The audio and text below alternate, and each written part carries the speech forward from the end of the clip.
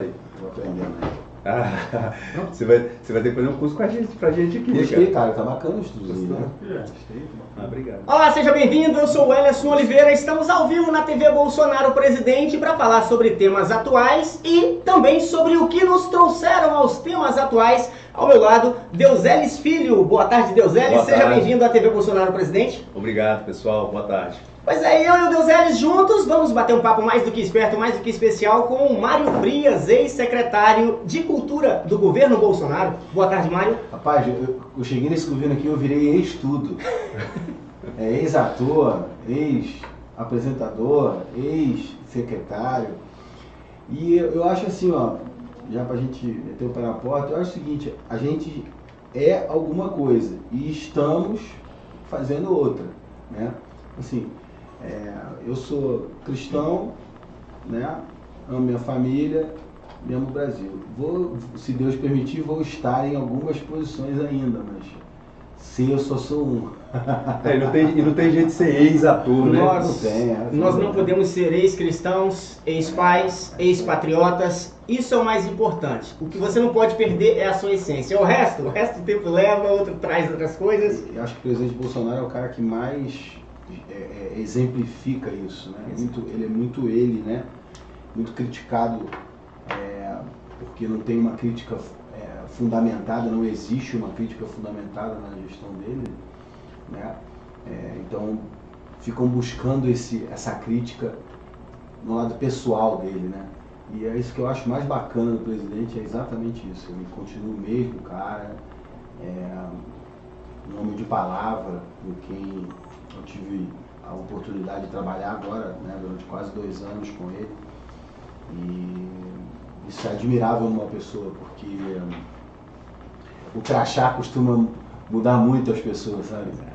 Botou um crachazinho no peito, o cara já acha que é a melhor coisa do mundo, né? O cara tem um currículo extenso, quilométrico, e já acha que é o especialista, né? Talvez acho que essa seja a maior praga nessa sociedade, é o tal do especialista. Exato. Na verdade, hoje, para você ser especialista em alguma coisa, basta você ser de esquerda, não precisa nem estudar. Basta ser militante. Exatamente. Mário Frias, nascido no Rio de Janeiro, foi secretário especial de Cultura do governo Bolsonaro, como já dissemos. Também foi ator, apresentador de TV, até ser escolhido para ocupar o lugar deixado vago pela nossa querida Regina Duarte. Mário, fala pra gente um pouco sobre como é a sua parceria ali, a sua atuação, o seu convívio com a Regina Duarte, ex-secretária de Cultura, pra gente já entrar nesse tema. Cara, eu sou um admirador da Regina como a maioria dos brasileiros, né? É uma pessoa extraordinária, com um talento singular, eu vejo, né? Mas o que mais me chama a atenção na Regina foi a coragem que ela teve durante todos esses anos de dizer o que pensava. A Regina foi a primeira artista de grande público que eu vi criticar abertamente o cachaceiro, né, o Lula. E aquilo foi um ato de coragem, porque eu sobrevivi ao meio sobrevivi ao e do meio por quase 25 anos na minha vida e hegemonicamente, né, historicamente, um setor de esquerda, né? Até por tudo que agora eu entendo mais profundamente, né? Então ela sempre foi esse ícone. Eu me lembro durante a eleição de 2018, né? A eleição do presidente Bolsonaro, que ela gravou um vídeo que me emocionou muito, um vídeo que ela dizia que o presidente não era um cheque em branco, o presidente era um fato, era uma pessoa que amava o Brasil, temente a Deus, né, um cara que busca a liberdade, e aquilo me emocionou muito.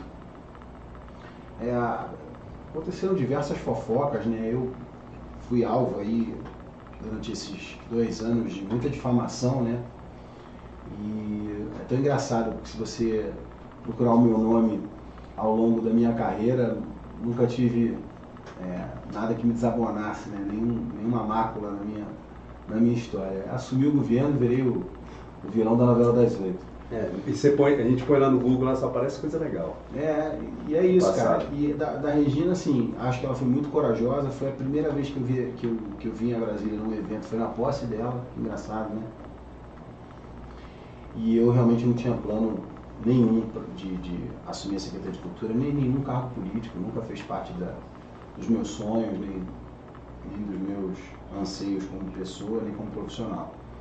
Só que a partir de 2000 início da pandemia, 2020, né? 2020, início de 2020, final de 2019 começou esse negócio, 2020 foi o lockdown, se não me engano, aqui posso estar enganado. É março de 2020 começou o lockdown. E aquilo me revoltou muito, porque eu tinha muita fé na Lava Jato, no juiz lá, no Sérgio Moro. Eu tinha muita fé naquilo.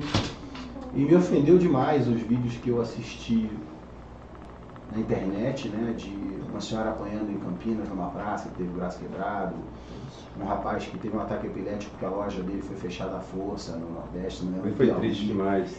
Aquilo para mim foi mais do que triste, foi uma ofensa à democracia, né?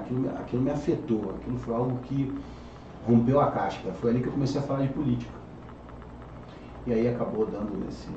Eu vi muitos vídeos seus no início, assim, você postando os vídeos no Instagram. O que muita gente não entendeu nessa situação toda envolvendo o que você acabou de falar, a segurança pública no país, o que muita gente não entendeu é que, ao passo que as polícias militares iam ganhando força, as polícias locais iam ganhando força para cercear a população nesse sentido que você disse, o Sérgio Moro estava abrindo mão do poder que o Ministério da Justiça tem para determinar certas coisas ou até mesmo para lutar contra certas coisas, que é o que estava sendo feito ali, que é basicamente uma ditadura que estava sendo imposta ali aos brasileiros, e assistindo a tudo calado, e quem tinha que fazer o papel do Ministério da Justiça lutando contra isso era o presidente Bolsonaro. Temos até o vídeo daquela reunião, né? Exato. Em que ele fala exatamente isso. O Moro é um caso típico de quem se apaixonou por ele mesmo, né? É um narciso em pessoa, olhou para o espelho e se afogou nele, né? Isso ficou muito claro, eu acho que nenhum brasileiro mais tem dúvida disso, tanto que eu acho que ele não vai se eleger nem para síndico. Não vai. Talvez agora ele apoie a mulher dele, a esposa dele, pelo que eu vi. Mas eu acho que isso é um fenômeno que acontece muito, que é o fenômeno do crachá. As pessoas costumam se apaixonar pelaquilo que elas estão, né? Pelaquela posição, pelo aquele poder ou pelo sucesso, né? Eu vi muito isso durante a minha carreira como ator. Isso é uma rua que o fim dessa rua eu já conheço, né? Geralmente isso dá em solidão, em infelicidade, em materialismo, em corrupção, né? Em perversão. Então esse caminho eu conheço demais. Eu fiquei tão indignado na época que eu me lembro que eu mandei um direct message pro então ministro da Justiça, que era o Moro, e perguntando, vem cá, eu tinha fé em você, eu acreditava que você poderia fazer algo pela justiça no Brasil, e o que você vai fazer a respeito disso? Porque a gente não pode culpar o braço, a gente não pode culpar a polícia lá embaixo, eles estão recebendo ordens.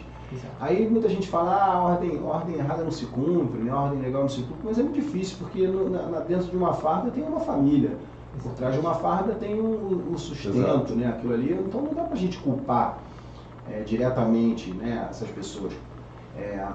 E a omissão dele foi algo muito feio, né, para nós, inclusive para mim pessoalmente, porque eu depositei uma fé nele, né? Eu achei que ele era um cara que vinha para ser justo num país de injustiças, né? Nossa, para todos, né? Todo mundo achava que ele era que era o super-homem, né? Assim, fez muito, a gente viu muito na TV e de repente viu tudo desmoronar, né? Ele se apaixonou por ele mesmo, né, Dozete? Como você disse ainda há pouco, em algum momento você imaginou que fosse tão fácil se tornar o vilão da novela das 8? Como você disse? Imagina. Eu sou uma pessoa muito simples, né? Eu tenho um dia a dia muito simples. Exato. E eu procuro valorizar isso mais do que tudo que possa vir na minha vida. Porque, como eu disse, eu conheço a fundo o fundo do poço, né? E eu muito pouca, talvez muito pouco, eu acho que eu nunca falei sobre isso, mas assim, eu tive uma depressão muito profunda no final de 2020, no auge do meu sucesso como ator lá em Malhação. Eu tive uma depressão muito profunda. E graças a Deus a minha mãe foi pai e mãe para mim, né? Uma mulher muito corajosa, e ela colocou a mão sobre mim assim, me levou para casa e falou, não, agora você vai sair dessa loucura que você está vivendo, você vai ficar aqui em casa por 15, 20 dias. E nesses 15, 20 dias eu pude voltar para o lugar onde eu nasci, voltar a encontrar meus amigos de infância. E, então eu, depois daquilo, eu nunca mais quis me afastar desses princípios, né? São princípios, valores e princípios. E graças a Deus eu sou uma pessoa que encontrei a felicidade, né? Nas coisas simples. Não sou uma pessoa que preciso de dinheiro para ser feliz. Dinheiro realmente não traz felicidade. O dinheiro pode te comprar prazer, mas felicidade é a base de sacrifício. Assim, ou você se dedica e você faz as coisas com amor, né? Ou você vai colher outras coisas. Aquela história que a gente estava até aqui conversando, né? O plantio é livre, a colheita é obrigatória, né? Então, essa é a base da minha vida. Quando eu fui ameaçado na minha vida particular, minha mulher foi ameaçada, eu fui processado, eu fui difamado. Se eu tivesse me procurando na boca dos outros, na fala dos outros, com certeza eu não teria aguentado essa pressão, mas como eu tenho a convicção de que eu estou tentando fazer o que é certo, né? By the book, dentro das 4 linhas, como o presidente gosta de falar, essas coisas não podem até abalar, mas não me tiram do meu norte. E dentro do governo, o que eu acompanhei muito esses 2 anos, né? Foi a pessoa que mais lutou junto com o presidente pela liberdade de todos. Né? Então você criou lá dentro da secretaria várias ferramentas para dar liberdade para as pessoas, né? Mesmo assim as pessoas caçando, o deputado correndo atrás de você, denunciando, mas você junto com o presidente foi o que mais lutou pela liberdade.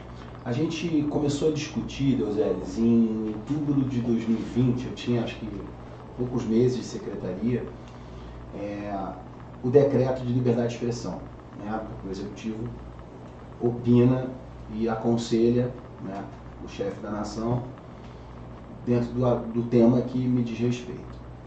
Em janeiro de 2021, nós finalizamos a confecção do primeiro decreto que regulamentava o Marco Civil da Internet. Então essa briga que a gente está vendo hoje sobre a liberdade de expressão, a gente começou em 2020. A Secretaria de Cultura foi o primeiro, com o Carmona. Que na verdade o Carmona ainda era diretor da Secretaria de Direitos Autorais. Então, assim, o primeiro órgão oficial do governo a brigar pela liberdade de expressão foi a Secretaria Especial de Cultura. Para você que está acompanhando a gente, estamos ao vivo na TV Bolsonaro Presidente. Ao meu lado, Deuseles Filho, também Mário Frias, para falar para a gente sobre as ações da Secretaria Especial de Cultura do governo Bolsonaro. Para você que não acompanha, Mário Frias, em sua gestão, ele lutou para que a Lei Rouanet se tornasse uma ferramenta de ascensão de criadores de cultura. Uma ferramenta que fomentasse os criadores de cultura desse país lá na sua origem. Também lutou para que a Lei Paulo Gustavo não fosse aprovada no Congresso Nacional e daqui a pouquinho nós vamos falar sobre esse assunto também. E nós separamos aqui 8 ações a qual a Secretaria teve grande sucesso. Uma, renda emergencial na pandemia pela Lei Aldir Blanc de 2020. Programa Nossa História, preservação do patrimônio das cidades históricas, investimento na capacitação de atividades virtuais pela Biblioteca Demonstrativa do Brasil, criação das pracinhas da cultura, ficaram lindas, né? Ponto e pontões, né? Esses são os pontos de cultura. Isso, pontos e pontões de cultura, restauração e entrega do Museu Ipiranga, né? Que foi um grande feito, né? Que até o calça apertada quis roubar para ele. Sabe o que é o chupim, né? O chupim é uma espécie de passarinho que vive na natureza, que ele bota os ovos no ninho dos outros. Então, aí os outros alimentam, mas ele é que sai com a glória. Isso aí, mas ele está lá hoje, lá isolado, né? Mas enfim. É aquilo. O plantio é livre, a colheita é obrigatória. Que é o Vale Cultura, que foi um sucesso, né? E o que eu acho mais extraordinário foi o Caixinha Gamer, né? Que, enfim, isso aí são a gente elencou 9 pontos, né? Então, assim, enfim, vou passar aqui pro... Mário, queria que você falasse pra gente um pouco como foi atuar no governo Bolsonaro. Como é ali o convívio com o presidente Bolsonaro atrás das câmeras, nos bastidores. Queria que você falasse um pouco pra gente sobre isso e também pra galera que tá acompanhando a gente na TV Bolsonaro Presidente ao vivo. Eu trabalhei como ator, né? Então você chega num set de gravação, com seu texto decorado, você bota sua roupa, entra e você vira um personagem, né? Isso a gente viu durante muitos anos na política. O presidente ele é o contrário. Ele é o mesmo cara na frente, atrás das câmeras, ele é o mesmo homem, né? Aquela pessoa autêntica, divertida. Ele tem uma qualidade que eu acho única, que diante da tempestade, ele consegue ser um cara divertido, cara.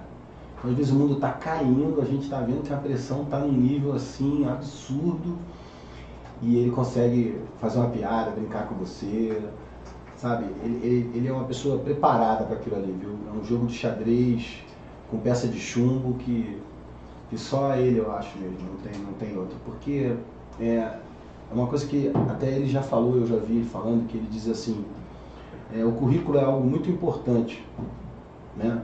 Mas mais importante que o currículo é a confiança nas pessoas. Isso mostra que tipo de caráter o presidente teve. E nós não passamos as últimas décadas com deficiências técnicas curriculares. Concorda? Nós tivemos grandes personalidades. A maior crise que o Brasil viveu ao longo dos anos, ela foi ética e moral. Né? Você não pode se beneficiar da cadeira quando você é um representante da população. Seja em qualquer esfera, você não pode só pensar em tirar proveito para você daquela posição.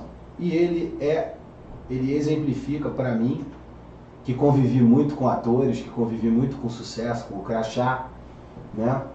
Onde você muitas vezes não via uma super estrela simpaticíssima num programa de televisão ser simpática com ninguém atrás das câmeras. Né? Não cumprimentar a tia do café, não saber pelo nome o porteiro do Projac, não cumprimentar os seguranças. E a gente vê muito isso, muito por aí, ainda esse tipo de arrogância, né? Não é porque você não é porque você é um especialista, porque você é o cara com o maior currículo do mundo, que você vai fazer a diferença para as pessoas. Pelo contrário, né? Muitas vezes é o contrário. O poder do povo, ele é humilde, a fala do povo é o cotidiano, não é o dito intelectual, né? Eu convivi e convivo com uma série de pessoas intelectuais e por muitas vezes reconheço que essas pessoas não sabem tratar as pessoas, por exemplo. Bom dia, boa tarde. Não sabem, definitivamente.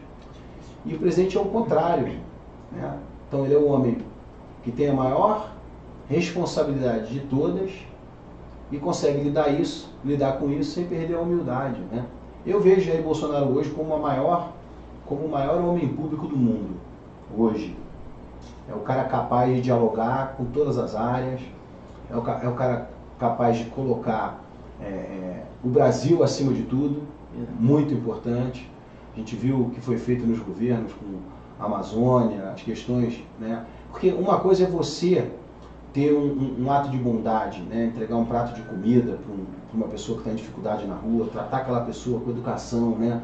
O cara está ali miserável, às vezes no chão, você falar, como é o senhor, tudo bem, senhor, como foi o seu dia? As pessoas não perdem tempo com isso. Ao mesmo tempo, você vê grupos de pessoas se unindo para representar as pessoas em dificuldade, né? Aí você vai ver assim, não dá dinheiro na rua porque o cara vai gastar isso com droga, com isso. Cara, eu dei o dinheiro, eu dei, a responsabilidade de cuidar do dinheiro é dele. Quer dizer, eu sou tão superior que eu tenho que decidir o que o cara vai fazer com o dinheiro dele. E mais, eu formo um grupo de pessoas que tem interesses nessa pauta, que é a vida das pessoas, se dizem representantes disso. E que não ajuda. Cara, ONGs, você vê as ONGs na Amazônia, né? Então, na maioria das vezes, o que falta para a população é entender que cada um tem que fazer o seu papel. Não adianta esperar que o presidente desça com a espada o martelo do Thor e resolva os problemas de todos nós. Não, cada um de nós tem que entender que tem uma missão a cumprir também. Houve um tempo em que era mais livre a entrada de pessoas no cercadinho e você via vereadores pedindo que o presidente Bolsonaro tomasse atitude em relação a temas que é de responsabilidade do próprio vereador resolver. Não tem sentido. Aí também tem uma questão de querer aparecer, né? Gravar um vídeo, né? Exato. Hoje tudo fica ali naqueles naquele tempo filmográfico, naquela diegesezinha Exato. do imaginário das pessoas. Né? Mário, nesses quase 2 anos na Secretaria Especial de Cultura, dentre todas as ações da sua pasta, na sua opinião, quais as mais importantes, quais as mais relevantes para a população e para o patrimônio cultural nacional? De todas as ações que vocês descreveram aí, o mais importante é a moralização e a democratização do recurso. A moralização porque o que a gente fez, talvez de mais importante, é interromper o fluxo de corrupção institucionalizada. Né? Ou seja, não estou acusando pessoas, estou falando de um sistema. A sala de reunião, ela não discutia um projeto, ela discutia quanto cada um ia levar num projeto. Isso comigo não existe, acabou. Agora, em termos de democratização, não foi o que a gente viu ao longo dos anos. A gente fala muito da Rouanet, porque é um tema que o presidente levou como bandeira de campanha em 2018. Mas a Secretaria de Cultura é muito maior que a Rouanet. A Rouanet é uma secretaria dentro da Secretaria de Cultura. Então você tem a Ancine, por exemplo. A Ancine era uma zona. Né? E a Ancine, ela trabalha com o Fundo Setorial do Audiovisual, ela trabalha com incentivo. Era que o Frota queria trabalhar, né? Na verdade, ele queria a Secretaria de Cultura, né? Quando eu assumi a Secretaria de Cultura, a estrutura não era essa. Todos eram independentes e prestavam contas para o Ministério. Conversando com o presidente, ele, num decreto, devolve a administração das vinculadas e a agência para mim. Por quê? Se o orçamento passa por mim e eles não vão dar satisfação para mim, como é que vai ficar isso? Então, assim, a gente conseguiu organizar muito bem, né? A gente teve a recondução do Alex Braga, que foi o presidente da Ancine, que fazia um trabalho maravilhoso e acabou o mandato dele. Então a gente trabalhou para reconduzir ele fez a sabatina. Hoje a gente tem diretores e um presidente da Ancine alinhados com a filosofia do governo Bolsonaro, que é probidade, transparência, honestidade, cuidado com o recurso público. Então, quando você ouvir aí muito a imprensa repetir que a gente não investe, é mentira. Nós lançamos esse ano 650 milhões. Até o final do ano, provavelmente, a gente vai lançar mais 650 milhões pela Ancine. Quando eu assumi, em 2020, nós lançamos o PIAP, que é a linha de crédito para pequenos exibidores, pequenos, médios e grandes exibidores de cinema que estavam quebrados em função do lockdown severo. Só nisso aí foram 450 milhões de reais através do BRDE e do BNDES. A questão não foi... Nós, em 2021, investimos 1,9 bilhões em Rouanet. A gente bateu o recorde de investimento, só que com algumas prioridades. Você está entendendo? Manutenção de centro histórico, de propriedade pública, né? De patrimônio público, investimento em festas tradicionais, orquestras. Ou seja, o que houve foi um redirecionamento para a honestidade, a transparência, a acessibilidade do recurso público para a população, o que não acontecia. Só na Rouanet a gente herdou um passivo de 13 bilhões de reais.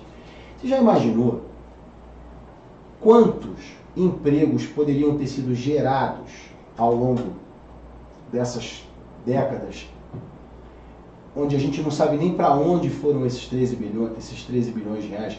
Já imaginou quantos empregos, quantas possibilidades, quantos impulsionamentos, quanta inclusão social 13 bilhões de reais podiam ter gerado? Quantos hospitais, né? Eu vi você falando... Cara, olha só, apareceu hospitais.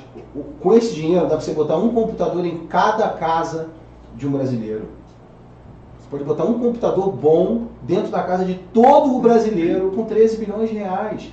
A gente fez um projeto que aí está, se não me engano, está descrito com outro nome, que é a Biblioteca Digital. Biblioteca Digital, que é o Kindle, né? É o Kindle. Nossa, aquilo é maravilhoso. A gente investiu, se não me engano, cerca de 2 milhões de reais e nós escolhemos apartidariamente as cidades e municípios com o DH mais baixo para beneficiar com o Kindle. Um Kindle daquele dá mais ou menos 4 mil livros dentro. Se a gente tivesse 13 bilhões de reais, dava para botar 2 Kindles para cada pessoa, para todo cidadão brasileiro. Então, às vezes as pessoas, você já falou disso, do passivo de 13 bilhões, então façam a conta. Quantos empregos seriam garantidos com 13 bilhões de reais bem investidos? Na Ancine, quando nós fizemos essa linha de crédito, nós garantimos 8 mil empregos diretos e indiretos com 450 milhões. Imagina o que faríamos com 13 bilhões de reais bem investidos. Com certeza a gente teria um mercado cultural muito mais forte, muito mais plural. Ficam falando de inclusão, não teve inclusão nenhuma. 80% desses recursos ficou para 10% de empresas. Aonde que isso é investimento público? Era muito escritórios de advocacia, né? Tudo você pode imaginar. A empresa, né? O artista é a ponta da ponta. Não são todos os artistas que... Tem muitos artistas de sucesso que criticam a gente porque eles não usam a Rouanet, mas é porque eles se omitem que a série de amiguinhos usava. É muito fácil. E esse grupo, como todo grupo, ele tem suas peculiaridades, né? Então, se você fala mal dele, você não vai ser bem visto no grupo. Entendeu? Tem certas coisas que você nem pode falar dentro de um grupo de atores. Que é o que eu falei sobre a Regina Duarte, foi extremamente corajosa de falar que ela era contra o Lula, numa época em que Marieta Severo cantava Lula lá, Gilberto Gil, toda essa turma. Tem um vídeo gravado, vocês podem procurar aí no Google, que é o clipe do Lula lá. Conta lá, vai ali e olha para cada rosto que está naquele vídeo. Foi para cada rosto. Não, você pode olhar para cada rosto e ver por que eles apoiam a volta do Lula. Porque assim, isso é uma coisa... Por trás de todo discurso fora Bolsonaro, tem um pró-Lula e volta a mamata. Na verdade, nós temos ali entre o centro ali, algumas pessoas, ou uma grande maioria das pessoas entre o centro e a esquerda, a grande maioria ou apoia em função de algo que está recebendo, ou deixa de apoiar em função de algo que deixou de receber, infelizmente. Hoje nós temos ali o eleitor do presidente Bolsonaro, por exemplo, o apoiador do presidente Bolsonaro, o conservador, o de direita. Ele não apoia porque tem algo, porque quer algo. A única coisa que ele quer é que o cara seja honesto e lute pelo Brasil. É isso que ele espera. Essa questão do direito e esquerda, né, é algo que serve para o rótulo, né? Exato. Serve para estar na bancada das disputas. Exato. Mas a verdade é que só tem dois tipos de brasileiro, cara. O brasileiro que quer que o Brasil seja um país grande, próspero, né? Porque, como o presidente fala, o que a gente tem no mundo não existe. Nós somos um potencial astronômico mesmo dentro desse universo aí de nações.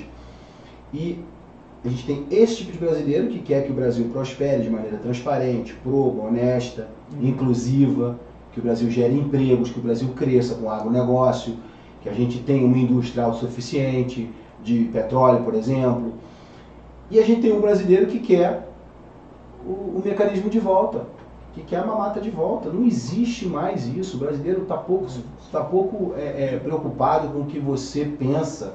Ele quer que o Brasil prospere e ele não quer voltar ao Brasil das páginas criminais de jornais. Quantos ministros a gente viu preso? Quantos presidentes presos? É isso que você quer para o Brasil realmente? Nunca é.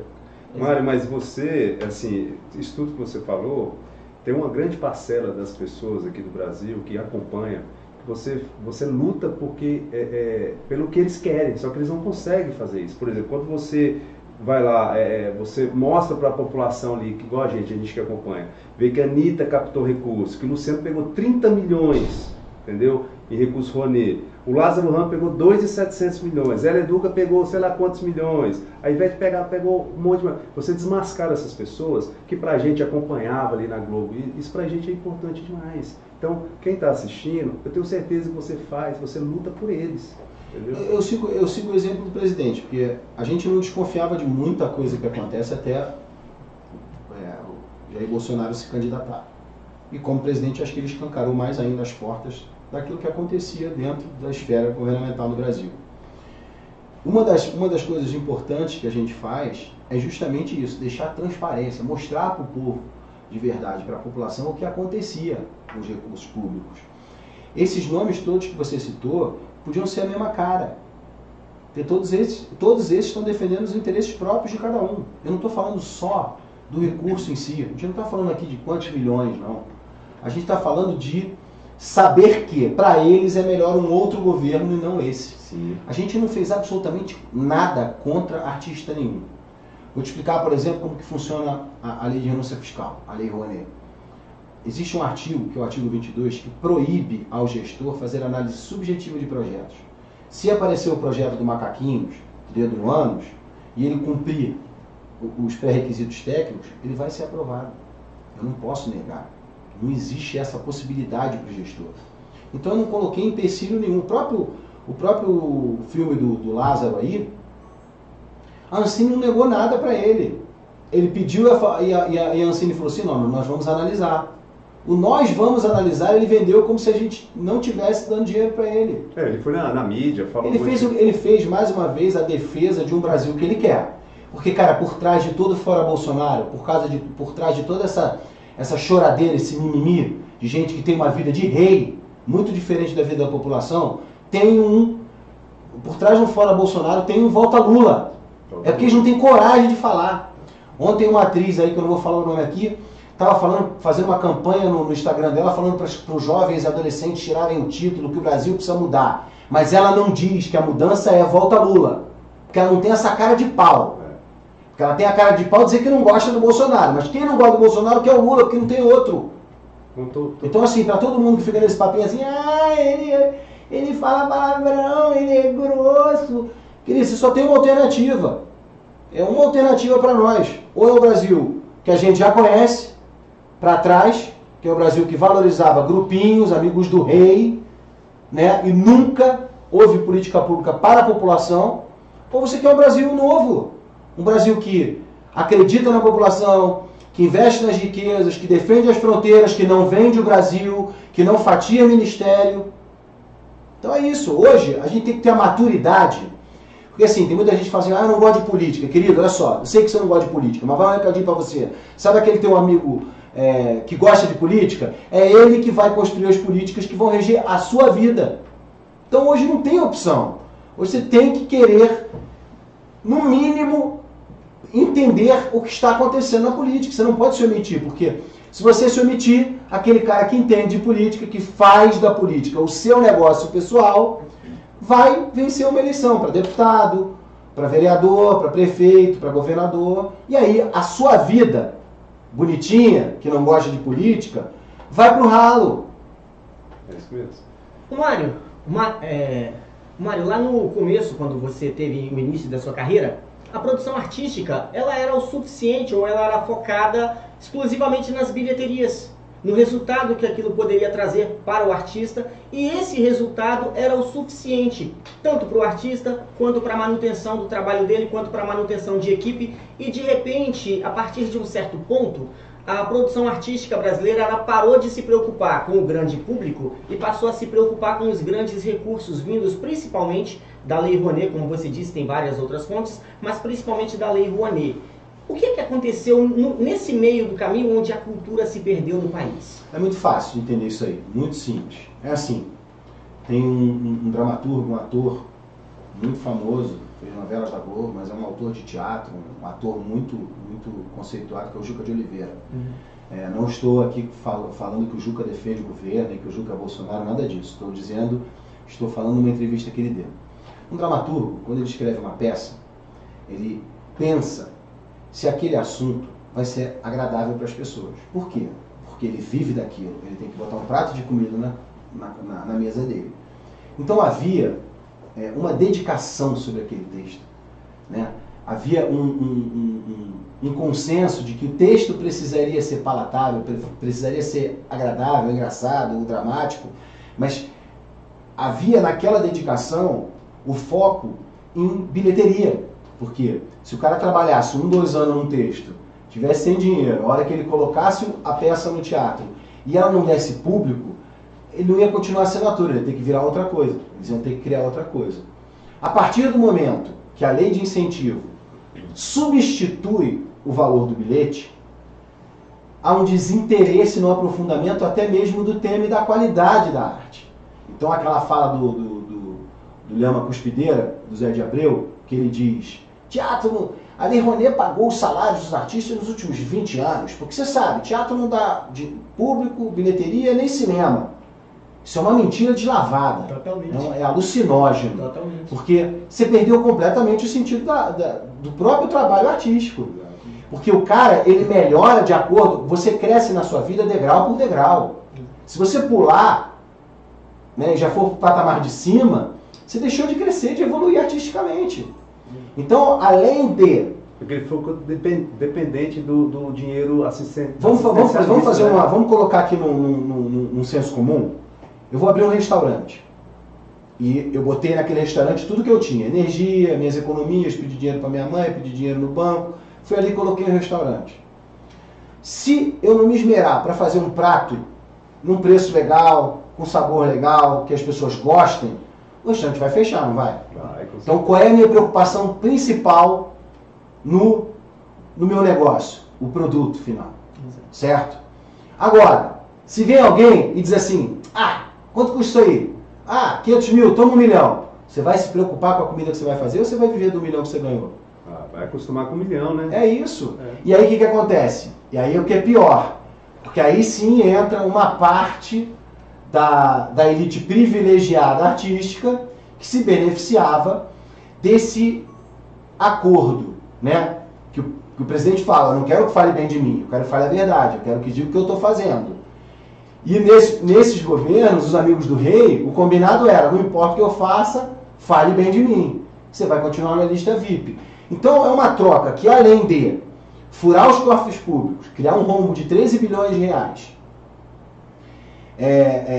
emburrecer o processo artístico. Porque se o cara não tem sacrifício para escrever, se ele já recebe o dinheiro, ele não vai esmerar aquilo. Não vai criar, né? E aí a fala do Zé de Abreu, ela sintetiza tudo isso que a gente está falando. Nos últimos 20 anos a Rouanet pagou meu salário. Por quê? Porque teatro não dá bilheteria e nem cinema. Mas não dá bilheteria por quê? Porque não havia necessidade da bilheteria. Ninguém trabalha pelo que não precisa. Se eu tiver dinheiro garantido, eu vou ficar em casa. Eu não fico louco, mas a maioria das pessoas pode ficar em casa com muito dinheiro. Sobre a analogia do restaurante, se você não faz uma comida legal, é lógico que o cliente não vai consumir o seu produto. E não vai divulgar para outras pessoas, não vai ver uma renovação do seu público. Ou o teatro. É exatamente isso que está na fala do Juca de Oliveira. Então a Lei Rouanet ela foi muito maléfica, não só pela questão dos recursos, do mau uso dos recursos, mas principalmente porque ela criou um ciclo vicioso, né, para os amigos do rei, para uma elite privilegiada, não renovou a arte, não renovou o próprio trabalhador da arte, porque é isso que eu falei, gente, se 13 bilhões tivessem sido utilizados para gerar emprego, inclusão social, renovação artística, você ia ter mais 30 Caetano Veloso. Você não ia ficar endeusando ele lá a vida inteira, porque só ele. Isso é muito fácil, aí é muito bom, pô. Eu também quero. Fica aí, me alimentando, me mantém lá, fica o dinheirinho aqui entre vocês. Pô, faz a conta, cara. 50% de um projeto de Rouanet, ele ia de lucro para a empresa que administrava a lei. 30% para divulgação. 15% obrigatoriamente para escritório de advocacia e contabilidade. Obrigado a contratar. Todo o projeto era obrigado a contratar um escritório de advocacia e um de contabilidade. Fizeram a conta? 95% do recurso sumia. Por isso que a OAB lá de São Paulo, todo mundo processou a gente. Não, tem um processo da OAB que eles mandaram para o STF que anula todas as portarias e tudo que eu fiz até hoje. Mas só para você fazer uma conta, é isso que eu estou dizendo para você. O que nós fizemos, por exemplo, a respeito desses percentuais? Tiramos a obrigatoriedade de escritório de advocacia, colocamos 5% para divulgação, não mais 30%, mas com um teto de 300 mil, que é razoável, e baixamos o lucro de 50% para 15%. Olha, que empresa fatura 50% assim que entra num negócio, gente? Pelo amor de Deus. Se fizer uma conta ao grosso aí, se a lei financiasse 2 bilhões ao ano, de lucro as empresas já tinham 1 bilhão. A divulgação já tinha 600 milhões por ano, sem fazer força.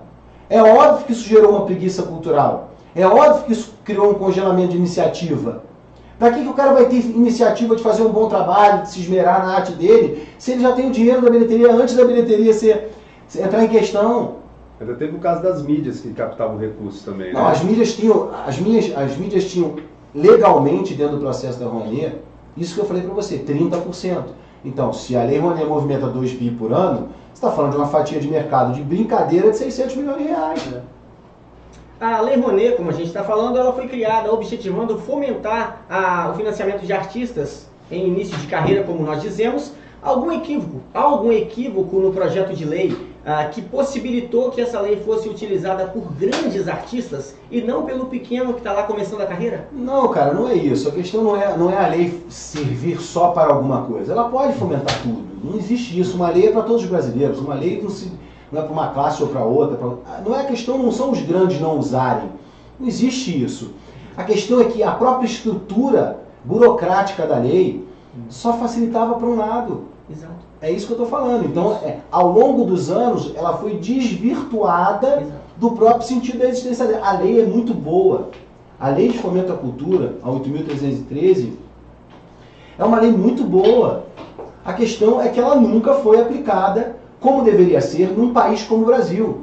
Ficou comprovado que era o eixo Rio-São Paulo que recebia 80% dos recursos, gente. O Brasil é só Rio-São Paulo?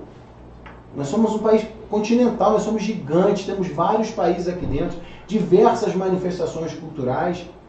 Isso não foi, ela não atingiu o seu objetivo e o seu potencial por mau uso das gestões e dos acordos espúrios que existiam. Os acordos deveriam ser de uma sala fechada, né? Vai ser 100 milhões para isso, 30 para isso. O presidente fala isso, né? O presidente diz assim, olha, eu não tenho como controlar a corrupção lá embaixo, na ponta, lá se existe, e denunciar a gente chega agora. Na minha cúpula não tem. Não, fala assim, no passado, né? Deve ter sido não, e é isso que o trabalho da gente foi em parte isso, acabar com a institucionalização da bagunça. Eu queria também falar sobre a Lei Paulo Gustavo. Eu sei, nós acompanhamos a sua luta para que não houvesse aprovação da Lei Paulo Gustavo, né? Foi aprovado, o presidente vetou e agora as lideranças da Câmara estão falando que derrubarão o veto do presidente. Qual o impacto que vai ser isso para o Brasil? Ela fere o Pacto Federativo, ela fura o teto de gastos, ela não está prevista. Então, de onde vai surgir o dinheiro? Esse recurso eles estão planejando, porque a gente tem quase 4 bilhões contingenciado por causa do momento que o Brasil está vivendo.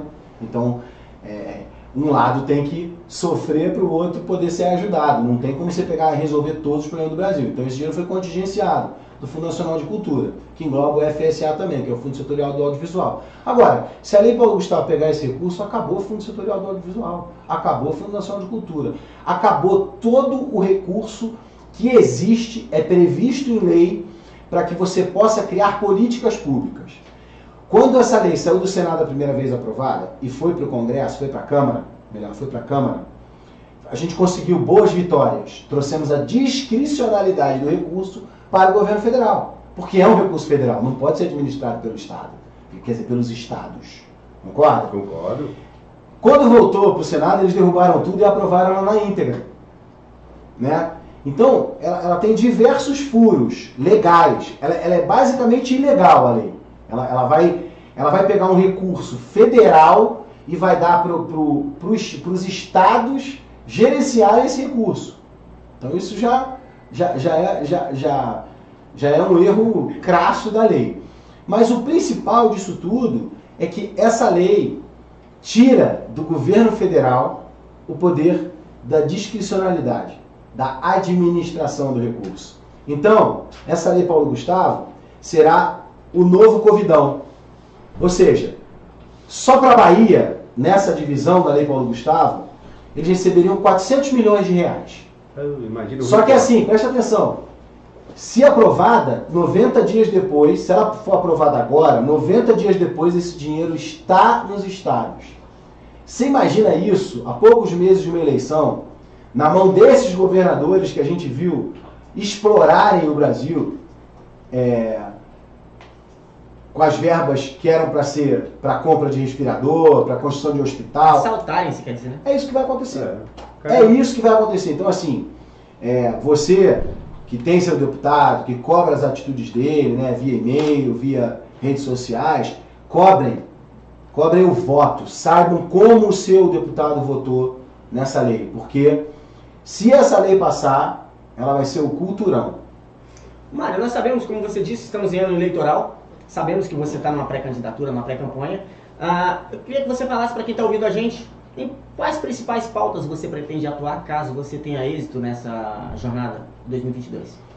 Cara, eu tenho 25 anos de profissão, né? Eu estou na televisão desde 1996, né? Eu tenho agora quase 2 anos de gestão pública e a minha área é cultura, né? Só que a minha visão de cultura é essa. Eu quero levar a inclusão social. Através de projetos em que você profissionaliza garotos, que você dá cursos técnicos nessas áreas culturais, né, seja de tocar um instrumento, de fazer uma direção de fotografia, ou mesmo na área de games, como a gente fez, que oferece curso técnico e profissionalizante de modelagem 3D, composição para games, arte gráfica. Quando você faz isso por um adolescente, numa cidade pequena, num município pequeno, que tem um IDH baixo, você está tirando essa garotada da droga, você está tirando essa garotada do crime, e você está dando uma oportunidade deles se sentirem vencedores na vida. Você forma um garoto num curso profissionalizante em 1 ano, num curso técnico em 6 meses. Então você tira aquele garoto de uma vida ociosa, sem objetivo, e dá para ele uma profissão. Quando você dá uma profissão e o garoto aprende a ganhar o dinheiro dele, isso traz dignidade. Uma pessoa que tem dignidade, ela não troca pela vagabundagem. A pessoa que consegue sentir que ele é produtivo para a família dele, né, para a mãe dele, para o pai dele, para o irmão, né, porque quem gera riqueza, quem trabalha e gera riqueza, ele influencia as pessoas que estão à sua volta. Então a minha visão, ela é muito simples. Ela é de afetar positivamente a vida de todos os municípios do estado de São Paulo. E óbvio que eu vou levar esses projetos, porque eu já tenho a experiência, eu sei como fazer, sei quanto custa, sei quem é beneficiado, sei que a cidade é impulsionada, o pequeno município é impulsionado por esse tipo de atividade profissionalizante e técnica. Agora, eu acho que o gestor público, né, o homem público, um deputado, um vereador, um prefeito, ele tem que ter a sensibilidade também de entender as necessidades do povo. Então, estar próximo da população, ver a necessidade de cada município. Às vezes o município não tem uma ambulância, às vezes o município não tem um trechinho de estrada que vai ajudar, às vezes o município não tem, o hospital precisa de raio-x, precisa de equipamento. Eu acho que faz parte do homem público ter a sensibilidade de analisar cada local que ele representa. E é óbvio que o mote, o meu objetivo de campanha é trabalhar com a cultura, com democratização de recursos e com inclusão social. Em São Paulo nós temos o ministro Tarcísio nessa mesma jornada que você está. Na sua opinião, qual é o maior obstáculo que deve ser enfrentado tanto pelo governador quanto pelos deputados federais eleitos por São Paulo? Bom, para mim fica claro que a minha principal luta hoje não é por mim. A minha principal luta hoje é eleger Jair Bolsonaro. Porque sem ele não adianta a gente fazer nada. Então essa acho que é a minha luta, né? Em relação ao estado de São Paulo, que é um estado que eu já trabalho há mais de 15 anos, né? É um estado que, na minha opinião, precisa dessa atenção para a população mais humilde, né? Nesse sentido, não adianta você alimentar o pássaro dentro da gaiola. O que adianta é você dar força para que ele voe. Então esse é o meu objetivo enquanto gestor público. O Tarcísio fez um trabalho, eu acho, inquestionável nesse governo, né? Não era uma área tão polêmica quanto a minha, tão bombardeada quanto a minha, mas era a ótica do presidente da República reformar essa área em que o ministro Tarcísio trabalhava, né? Estradas, ferrovias, melhorar as condições de transporte do Brasil para a população, transamazônica, tudo isso que a gente viu é um trabalho indiscutível, né? Eu acho que uma experiência como essa não pode ser descartada. Então, a jogada dele ir para governador de São Paulo é uma jogada de mestre, porque é um cara extremamente profissional, conhece a fundo as estruturas do governo, né? Um cara de ação, não é um cara de falação, nem de papinho. Então, assim, acho que ele combina com o estado de São Paulo como governador. Eu acho que seria um grande salto para o Brasil ter o Tarcísio como governador. E, como deputado, é isso que eu falei, manter o foco naquilo que eu entendo, né? Não virar arroz de festa. Cada coisa que aparece eu vou pegar esse tema para mim, aquele para mim. Não. Eu sei o que eu quero fazer, eu sei onde eu quero chegar com o que eu quero fazer. propositalmente, é isso que eu falei, moralização dos recursos e inclusão social. Esse tem que ser o meu foco. Eu resgatei uns vídeos seus do passado, e tem um de 7 anos atrás, você já falava isso.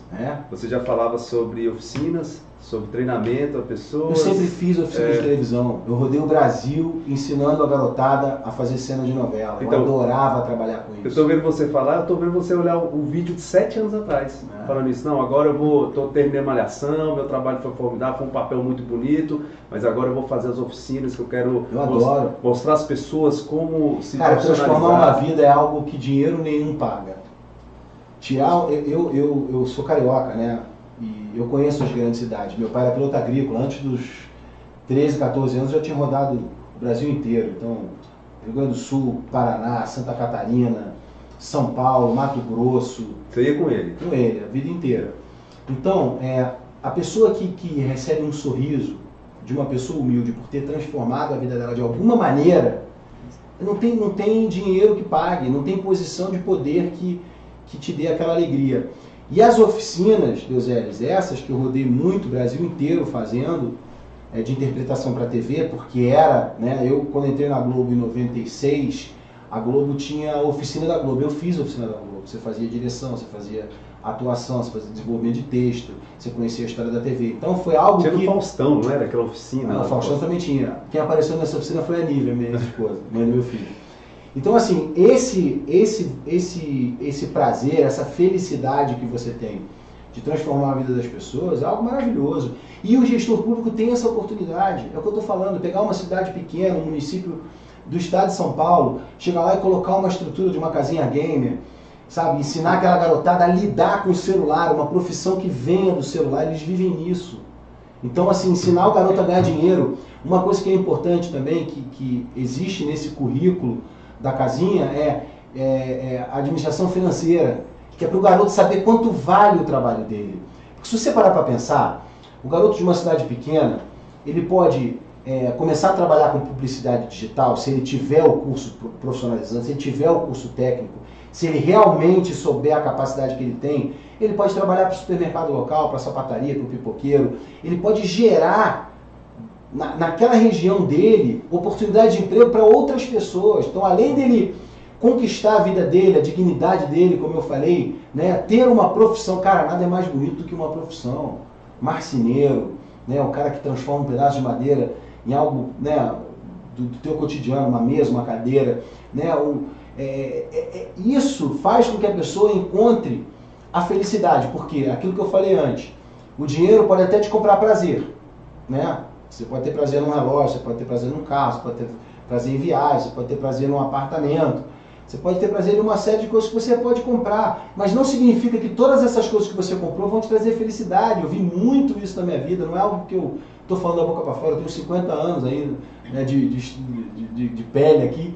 Então é isso que eu estou falando. Você tem que usar o poder que você tem para transformar outras vidas. Uma garotada dessa, cara, que está aí às vezes, cheio de potencial, vai pro crime. Não. Por quê? Porque o crime dá poder para ele. Engraçado você tocar nesse assunto. Eu tenho uma ideia parecida na minha cidade e nós temos um problema sério com as gestões locais. Eu moro numa cidade de 8 mil habitantes, até 2016 eu era carpinteiro em Belo Monte. E com a nossa atuação em rede social, hoje eu tenho uma empresa veículo de comunicação que temos uma equipe de 8 pessoas. É o futuro, cara. Teu exemplo é perfeito. Aí, de repente, tem o projeto de ensinar os adolescentes da minha cidade a atuarem como criadores de conteúdo do Google, YouTube e Facebook.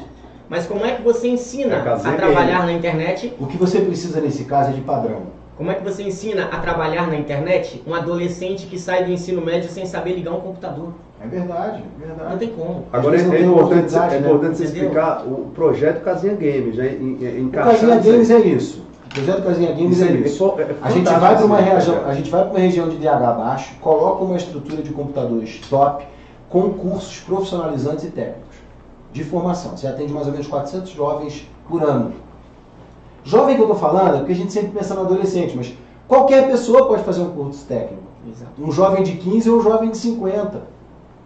Só que a questão toda, que é exatamente o que você está falando, cara. Você pega uma pessoa que está sem direcionamento, a maioria dos adolescentes já passaram por isso, eu já fui adolescente. O que eu vou ser, o que eu vou fazer, onde eu vou trabalhar. Todos nós passamos por isso. Se o Estado vem e contribui para gerar essa oportunidade, você está mudando a vida das pessoas, que é isso que eu falei. Você está dando dignidade, você está dando trabalho, você está dando a possibilidade de sacrifício para obter felicidade. Você não está indo ali dando dinheiro pro cara, toma dinheiro aí, me ajuda aí no meu jogo. Não, não é isso. Não é tomar lá da cá, não é troca. Você tem que ser um gestor que tenha um objetivo. E o objetivo é esse que eu falei, foi a mesma coisa na Secretaria de Cultura. Moralização, tratar o recurso público com respeito. E capacitação, inclusão social, fazer com que o cidadão ganhe a sua vida, tenha a própria força para conduzir o seu futuro. Porque se você mudar a vida de 100 pessoas numa cidade pequena, você vai mudar a cidade, você vai mudar o futuro da cidade, você vai mudar a economia, turismo, cultura, tudo. Exato. Essa é a ideia. Na sua opinião, é possível criar no Congresso Nacional meios que tornem novamente a cultura autossuficiente financeiramente? Olha, cara, as pessoas às vezes esquecem que a gente está há pelo menos 2 décadas funcionando no modus operandi. Exato. Pelo menos 2 décadas, né? Vamos falar aí desde mais 83, vai, chutando aí. Direta já, 85, né? Aí você tinha Tancredo, Sarney, Itamar, Collor, Lula, Teatro das Tesouras. Nenhum desses caras fez absolutamente nada pelo bem da população. Todos eles eram políticos profissionais. Vamos falar a verdade? Político profissional. O que é o político profissional? Faz de um cargo público a sua profissão, o seu negócio. Exato. E está errado. O princípio está errado. Você tem que usar os recursos públicos em benefício da população, tendo respeito ao dinheiro do pagador de impostos. Então, a mudança com o Jair Bolsonaro, ela é gigantesca, mas ela só tem 3 anos. A gente está brigando contra 30. Você não vai mudar esse país em mais 4 anos. A gente tem que torcer muito, com muita fé em Deus, para que Jair Bolsonaro seja reeleito em 2022. Por isso esse é meu projeto número 1. Meu projeto número 1 não é ser deputado federal. Meu projeto número 1 é reeleger Jair Bolsonaro. Esse é o projeto 111. Então, assim, para que com mais 4 anos dele a gente possa dar continuidade a esse projeto de desinstituir a corrupção institucionalizada e colocar pautas de inclusão social num país como o Brasil. Esse tem que ser o objetivo de toda a população. Número 1A, reeleger Jair Bolsonaro. 1B, fazer um congresso que apoie Jair Bolsonaro. Então, pesquisem, conheçam o passado de quem você vai reeleger ou eleger. No caso de reeleição, o presidente até falou isso outro dia, vejam em quem essas pessoas, em quais pautas essas pessoas votaram ao longo desses primeiros 4 anos de governo. É muito fácil. Votou com o governo? Não votou. Não vota no cara. Ah, ficou pendurado na condenação do Daniel Silveira, que é um absurdo. Ah, foi lá e votou a favor? Ótimo. Você é o eleitor, você que botou ele lá. É você que vai reconduzir ele para lá. Exato. Não reconduza. Pior que tiveram pessoas nossas lá que votaram contra. É isso que eu tô falando, então não são nossas. Porque aí tá a prova. Você não é nossa, você é muito meu amigo, vira as costas aqui e te dou um tapa na bunda.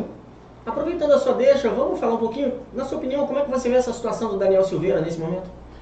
Cara, eu acho que toda a situação é um absurdo, né? Eu não avalizo a forma com que ele falou, mas é um deputado federal eleito. A prioridade dele é poder ter proteção parlamentar, ele fala o que ele quiser, tá lá, quaisquer palavras. Então, toda a história, todo o enredo é um absurdo. E por que você supostamente tem os três poderes? Para haver um equilíbrio. Para haver um equilíbrio. Um poder não tem que sobrepor o outro. Não existe um mais importante que o outro. Existem os eleitos pelo povo, né? Legislativo e o executivo é uma consequência da eleição, né? E o judiciário, que tem que seguir a Constituição para dar o bom andamento para todos os poderes. E o que a gente viu não foi isso. O que a gente viu foi praticamente um jogo político. Tem gente usando o cargo para fazer política. Outro dia tinha um ministro falando lá fora do país, dizendo que ia combater o inimigo. Pô, que inimigo? O presidente da República foi eleito pela população, a maioria da população. Então, ele é só um representante de 60 milhões de pessoas. Só isso que ele é. É o homem mais importante do Brasil eleito pelo povo. O que ele fala defende os interesses do povo. Então, quem é o inimigo desse ministro? E ele É tava o presidente ou o povo? E ele estava lá junto com Huck, Lehmann. Essa turminha aí. Eles estavam todos juntos. O dia que ele falou isso, muito fácil de enxergar quem quer o quê. Então, a Lei Rouanet mostra por que eles se uniram. A Rouanet escancara, né? A Rouanet escancara isso. Mas há muito mais em jogo do que a Rouanet. Tem a bancada da educação, que tem o Lehmann tá bancando, tem o Jorge Souza. Esse cara podia fazer cerveja, né? Enfim, ele foi para bancar, ele foi investir. Cerveja, ele investiu gente em paz. Exato, investiu em educação, então agora ele tem que mudar todas as leis. Ele não sabe nem o que é pegar um ônibus. Ele tá lá na Suíça, né? Então ele mora lá na Suíça. Onde ele tá. Ele mora na Suíça. Lá na Suíça. Você estava lá dentro do governo recentemente e de repente nós víamos ali o Arthur Lira tentando fazer ali um meio termo, uma jogada de cima do muro com o presidente Bolsonaro, fazendo parecer que estava ali ao lado do presidente.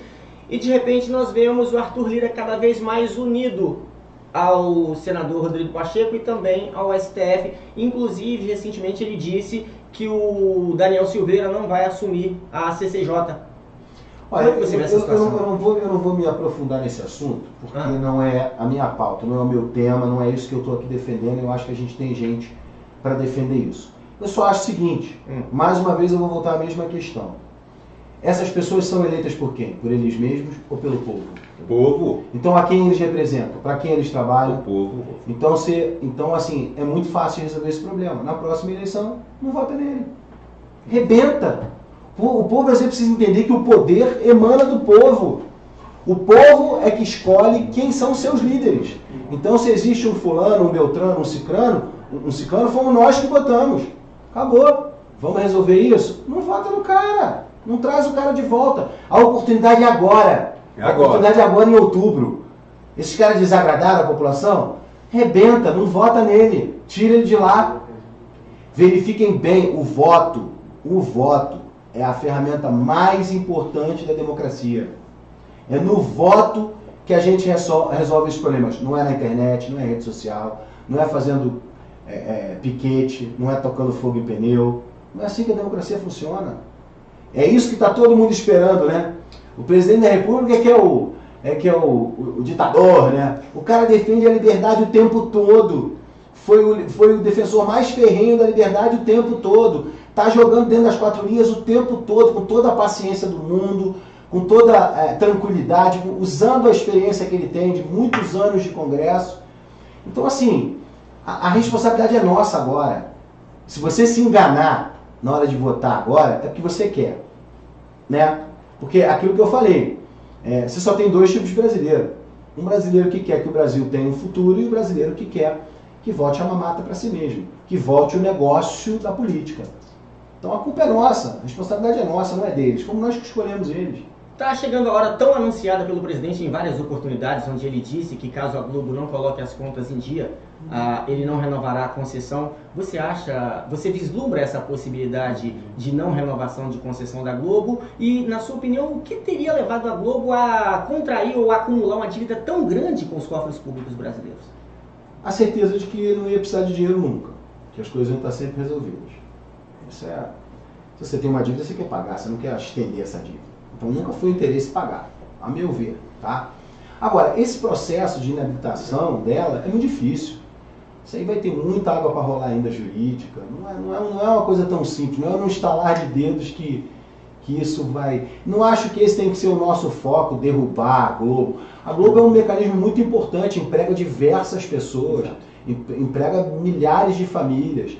Não é bacana você ver uma empresa quebrar, pô. Não é possível que você seja tão burro que você ache que é bacana você ver uma empresa quebrar. Ela formou muita gente. Ela só formou. A Globo é a pioneira em tudo que se tem de audiovisual no Brasil. Eu já falei isso em outras entrevistas, às vezes as pessoas me batem. É verdade. Eu sou formado na TV Globo. Eu fiz oficina de direção, oficina de atores, eu fiz tudo da TV Globo. Minha vida profissional começou da TV Globo. Eu não posso torcer para uma empresa quebrar. Agora, é muito diferente de eu não ter um entendimento do que ela escolheu para si. A Globo ataca esse governo inescrupulosamente todos os dias. Ataca a mim, ataca o presidente, ataca ao governo em si. Não, o diretor dela virou agora o marqueteiro do Lula, né? Saiu semana passada. Então, é isso que eu estou falando. Então, assim, a gente tem que ter equilíbrio e tem que ponderar essas falas. Né? Não tem nada a ver com torcer para não renovar a concessão. Não é isso. O presidente também não vai fazer isso. Eu conheço ele não vai fazer isso. O que ele quer é que apresente-se a legalidade. Se não houver legalidade, vai partir-se para um processo judicial. Na verdade, pelo menos do meu ponto de vista, o que nós mais cobramos é que, assim como qualquer outra empresa, a Globo também esteja dentro da lei.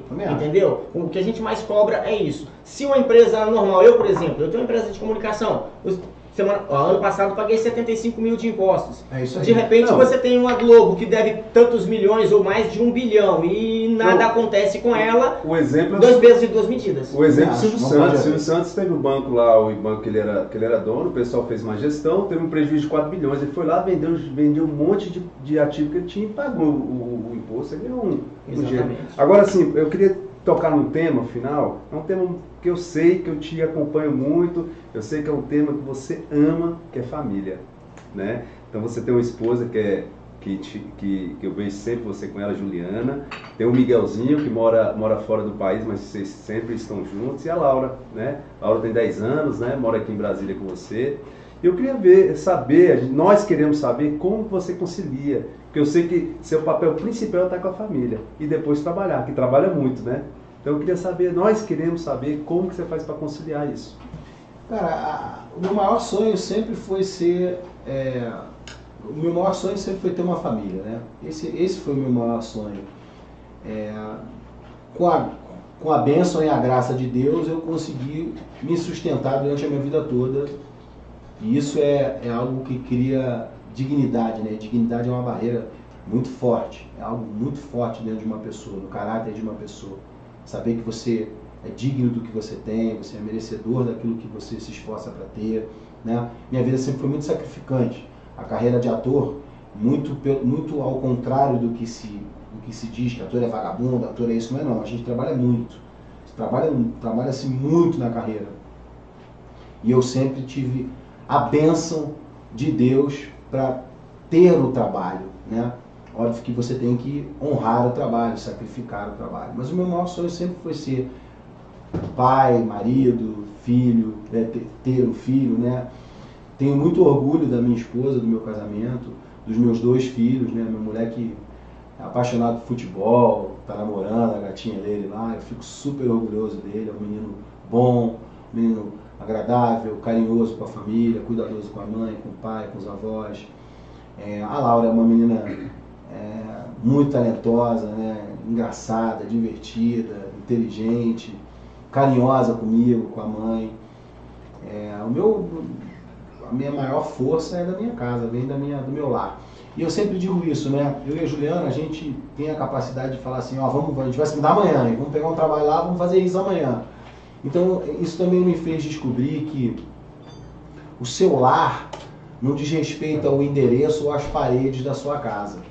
Ela diz respeito à força do seu casamento, à força da sua relação com as pessoas, com a sua família. Então, eu posso estar aqui em Brasília, posso estar em São Paulo, posso estar no Sul, posso estar em qualquer lugar do planeta que, se eu tiver com elas, eu vou estar completo, com eles eu vou estar forte.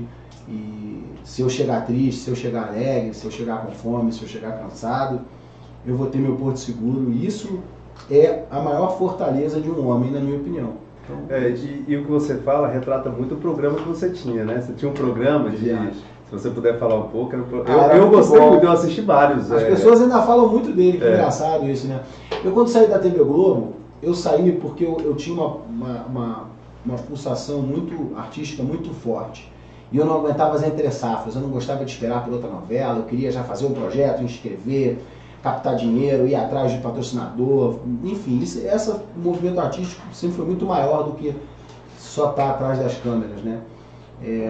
E o Tô de Férias foi um projeto que nasceu, a gente estava no final do ano lá no Sul, no sítio, e a gente começou a falar, pô, que legal seria se a gente pudesse viajar com a família, fazer um programa de turismo. A gente começou a escrever e sonhar com aquilo, e aí aquelas coincidências divinas, né, que eu chamo de milagres, né, são ali a construção dos milagres, né, você tem que sonhar, você tem que acreditar, você tem que se dedicar, para Deus falar assim, não, tudo bem, você merece, toma aqui. E assim foi com Tô de Férias.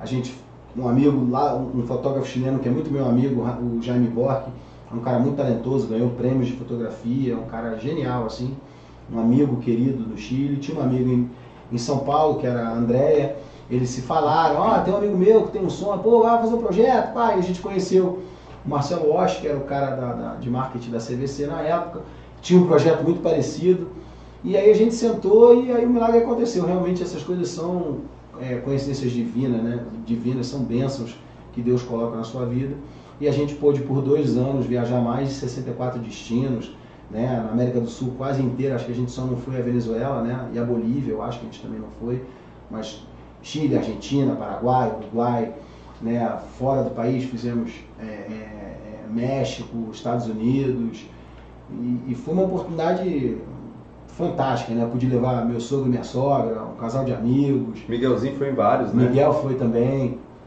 E a Juliana é sempre junto, né? Você vê que ela tem uma desenvoltura também de atriz, assim, né? A Juliana é bailarina, a Juliana dançava dança de rua, fazia ginástica rítmica, sempre gostou, né, de se comunicar, se comunica muito bem naturalmente, não é uma pessoa que tem vergonha de falar as coisas, né, muito sincera. E deu certo, foi um programa que fez muito sucesso. A gente começava domingo, 8h15 da manhã, e a gente chegou a dar 5, 6 pontos de Ibope. Isso é raríssimo, o SBT adorou, né? Foi lá com o Silvio Santos também. O Silvio Santos é demais, né? Ele acredita nessas coisas, né? É um projeto que você tem que acreditar, você tem que ter fé, né? Eu não gosto muito daquela história do ver para crer. Eu não sou o cara do ver para crer, eu sou o cara do crer para ver, né? Sempre acredito que a fé vem antes do milagre. Você precisa ter muita convicção, tá com o teu sacrifício em dia, né? Afinal, o sacrifício mais bonito que a gente viu é Jesus Cristo, né? Sacrificou sua vida por nós, né? O Filho de Deus que poderia ter transformado tudo com um raio, mas não, né? Sofreu, né? Horrores, né? Eu vi o filme outro dia, eu estava revendo o Paixão de Cristo do Mel Gibson. Quando você pensar que você está se sacrificando demais, assiste esse filme que vale a pena, pra você entender o que é o sacrifício de Cristo, quem foi Jesus Cristo. Então eu acredito que é assim, né? O prazer você pode até comprar, mas a felicidade depende de sacrifício. Mário, uma última pergunta. Você acha que é possível mudar Brasília, mudar o Congresso Nacional sem mudar as câmaras de vereadores, sem mudar o jeito de se fazer política nas cidades? Olha, eu acho que tudo depende do povo, mais uma vez. O voto é a maior arma da democracia, está na mão do povo. O povo tem que eleger vereadores, prefeitos, governadores, deputados estaduais, federais, senadores. Tudo que for possível, tudo que for passível de modificação, o povo tem que transformar em possível através do voto. O voto é a arma transformadora desse país. E fiquem atentos, né? Se você escolheu Jair Bolsonaro, se você acredita em Jair Bolsonaro, a tua missão número 1 é reelegê-lo. A sua missão número 2 é você conhecer a vida pregressa dos seus candidatos. Se for a reeleição, é fácil, é só ver quais foram as pautas que eles votaram, né? E reelege ou não. Os novos, você tem que, no mínimo, saber se aquela pessoa é capaz de ajudar alguém. Ou se aquela pessoa é só um joguete do sucesso, um joguete da fama e do poder. Não elejam essas pessoas. Elejam pessoas que têm comprometimento com a pátria, com as suas pautas. Porque de lá para cá apareceram muitas pautas, né? Mas acho que assim, família, Deus, pátria e liberdade são as 4 palavras desse governo. É onde esse governo quer chegar. Nunca se viu a presença de Deus tão forte no Palácio do Planalto. Nunca, a gente nunca viu isso. Então, fica muito claro os dois lados. Existem dois lados. Família e Cristo, a gente nunca viu. Não vou chamar de direita e esquerda, porque a gente aí são rótulos políticos que a gente usa, né? Porque para entendimento é mais fácil. Mas a verdade é que são 2 tipos de brasileiro. Um que quer um Brasil melhor e um que quer uma mata de volta. Perfeito. Com os próximos 4 anos do presidente Bolsonaro, mais o legado que ele está construindo com essa equipe de novos gestores que estão vindo por aí, tanto os que já estão no governo quanto os próximos que serão eleitos agora, você acha que é possível retirar o pássaro da gaiola, os pássaros da gaiola e fazer com que eles voem de fato? Eu acho que se esse sonho se realizar, a gente vai ter iniciado esse trabalho. 8 anos de de governo seria o ideal, com mais 4 de alguém muito alinhado e mais 4 de alguém muito alinhado. Eu acho que a gente está numa briga, se fosse um tabuleiro de war, a gente ainda não ia ter conquistado nem a Oceania. Exato, exato. Bom, Mário, a maior parte do público da nossa página TV Bolsonaro Presidente é de São Paulo e Rio, todo o nosso público está concentrado ali, é claro, temos seguidores do país inteiro, mas a maior parte é São Paulo e Rio. Eu queria que você aproveitasse a oportunidade e mandasse aquele recado direto para a galera de São Paulo que te acompanha, que está te assistindo ao vivo na TV Bolsonaro agora. Acho que o recado principal é esse: reeleger Jair Bolsonaro número 1, escolher um Congresso que esteja alinhado com o presidente, né, que tenha comprometimento com a população e votar certo, né? É isso agora. A missão de todo brasileiro é votar em pessoas que tenham coragem de fazer a mudança, em pessoas que tenham a convicção, principalmente nesses temas do presidente: família, Deus, pátria e liberdade. Se você sonha com um país melhor, o único meio que você tem é votar certo. Sobre a equipe que eu te falei, dentre essa equipe tem 3 meninas que eu admiro pra caramba e que te admiram também. Redatoras essas que eu não troco por 3 jornalistas profissionais, de tanto que elas aplicam as nossas pautas, defendendo aquilo ali na prática. E elas estão em casa, uma delas está aqui, a Bárbara, que me acompanha, graças a Deus, onde eu vou. E a outra, a Nuriane e a Ritiele, que estão em casa nos assistindo. Também a minha esposa, que admira o seu trabalho bastante. Eu queria que você mandasse um beijo para elas. Pô, eu só tenho a agradecer, cara. Obrigado pelo espaço, um beijo no coração de vocês. É muito importante isso aqui que vocês estão fazendo. Quanto mais a gente puder falar desses temas, mais a gente vai alertar a população. Acho que é uma das tarefas desse governo é escancarar as portas do que acontecia. Também é importante que essas coisas sejam repetidas exaustivamente para que mais pessoas tenham acesso a essas informações, né? E graças a Deus, tudo para ele e vamos reeleger Jair Bolsonaro. Eu queria fazer o último agradecimento. Eu queria primeiro agradecer você pela disponibilidade, a Juliana, sua esposa, que sempre nos apoiou aí, fez esse elo entre a gente. Né? Meu amor. E queria agradecer nosso patrocinador aqui hoje. Na verdade não é um patrocinador, é um apoiador, né? Que acabou que a gente hoje preparando isso tudo, a internet acabou não sendo suficiente, mas a gente ligou para a internet e falamos sobre sua presença aqui. E eles triplicaram a internet aqui hoje, que é a Brava Internet. Então assim, queria agradecer a Brava, que foi importante. Bravo! E queria agradecer as pessoas aqui, nosso produtor aqui, que é o André Persegona. Obrigado, André. Né? Gabriel, que está aqui com a gente. Murilo, que está aqui. Comadre Cíntia, que preparou todo... Obrigado pelo Red Bull. E seus assessores, queria agradecer ao Rafael, a Jéssica, né, que não é sua assessora, mas é sua amiga, enfim, e o Demetrios, né, que falou. E agradecer isso aí. E tem um recado de uma pessoa que gosta muito de você, a Dani, que trabalhou lá no seu prédio. Mandar um beijão para você, então, ela deve estar assistindo, então... Todo mundo, né, ali a gente mora num lugar onde os funcionários são muito bacanas, né. Eu acho que isso aí é aquilo que eu falei, né? O contato com o povo, o sorriso de alguém, né? Que você pode ajudar em algo que muda a sua vida, não os falsos tapinhas nas costas dos curriculares. Às vezes eu ouço as pessoas falando que ser ajudado é bom. E eu respondo: experimenta ajudar para você ver que é melhor ainda. E hoje meu pai e minha mãe estavam assistindo vocês. Meu pai é bolsonarista doente, né, cara? Então tá lá saudável, o bolsonarista é mais saudável. Saudável. Deus é pai. Deus é pai, um grande abraço, parabéns pelo filhão aí. Bom, eu quero agradecer a você pela disponibilidade em estar aqui hoje com a gente na TV Bolsonaro Presidente, a toda a sua equipe, inclusive a Jéssica, uma amiga pessoal, gostaria de aproveitar a oportunidade de mandar um beijão para ela. Obrigado, Jéssica, por tudo. Bom, e a você que nos acompanha na TV Bolsonaro Presidente, muito obrigado pelo carinho da audiência. Acredite, você é parte de tudo isso aqui, viu? Que Deus abençoe você e sua família. Mais uma vez, Mário Frias, muito obrigado. Fiquem com Deus. Até a próxima. Voltamos a qualquer momento.